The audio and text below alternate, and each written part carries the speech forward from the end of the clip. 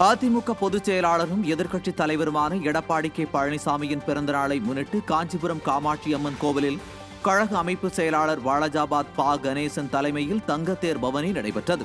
இதில் சிறப்பு அழைப்பாளராக முன்னாள் அமைச்சரும் மாவட்ட கழக செயலாளருமான வி சோமசுந்தரம், கழக அமைப்பு செயலாளர் மைத்திலி திருநாவுக்கரசு உட்பட கழக நிர்வாகிகள் பங்கேற்று தேரை வடம் பிடித்து இழுத்தனர். இதையடுத்து பக்தர்களுக்கு அன்னதானம் மற்றும் மகளிருக்கு நலத்திட்ட உதவிகள் வழங்கப்பட்டன.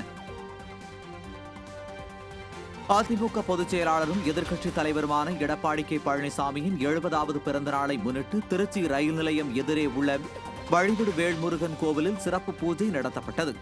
இதனைத் தொடர்ந்து மாநகர் மாவட்ட செயலாளர் சீனிவாசன், அமைப்பு செயலாளர் ரத்தினவேல் ஆகியோர் பொதுமக்களுக்கு அன்னதானம் வழங்கினர். அதிமுக பொதுச் செயலாளரும் எதிர்க்கட்சித் தலைவருமான எடப்பாடி கே பழனிசாமியின் பிறந்த நாளை முன்னிட்டு ராணிப்பேட்டை மாவட்டம் வாலாஜாபேட்டை தண்டுமாரியம்மன் கோவிலில் சிறப்பு பூஜை நடைபெற்றது.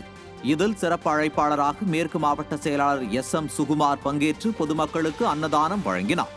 அதேபோல் ராணிப்பேட்டை சந்தைமேட்டில் உள்ள ஓம் சக்தி மாரியம்மன் கோவிலிலும் சிறப்பு பூஜை மற்றும் பொதுமக்களுக்கு அன்னதானம் வழங்கப்பட்டது. இதில் முன்னாள் மாவட்ட செயலாளர் சுமைதாங்கி ஏழுமலை உட்பட கழக நிர்வாகிகள் பலர் பங்கேற்றனர். அதிமுக பொதுச் செயலாளரும் எதிர்க்கட்சித் தலைவருமான எடப்பாடி கே பழனிசாமியின் பிறந்த நாளை முன்னிட்டு பெரம்பலூர் மாவட்ட அதிமுக சார்பில் செட்டிக்குளம் முருகன் கோவிலில் வெள்ளித்தேர் இழுக்கப்பட்டது. மாவட்ட செயலாளரும் முன்னாள் எம்எல்ஏவுமான இளம்பை ரா தமிழ்ச்செல்வன் ஏற்பாட்டில் செட்டிக்குளம் முருகன் கோவிலில் வெள்ளித்தேர் இழுத்து பக்தர்களுக்கு அன்னதானம் வழங்கப்பட்டது. இதில் முன்னாள் அமைச்சர் வரகூர் அருணாச்சலம், முன்னாள் எம்பி மருதராஜா, முன்னாள் எம்எல்ஏ பூவை செழியன் உட்பட கழக நிர்வாகிகள் பலர் பங்கேற்றனர்.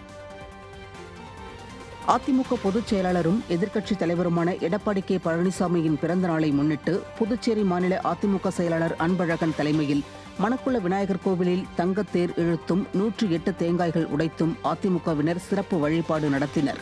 இதையடுத்து பொதுமக்களுக்கு அன்னதானம் வழங்கப்பட்டது. கோவை ரத்தினபுரி பகுதியில் அமைக்கப்பட்ட நீர்மோர் பந்தலை மாநகர மாவட்ட செயலாளரும் வடக்கு சட்டமன்ற உறுப்பினருமான அம்மன் கே அர்ஜுனன் திறந்து வைத்தார்.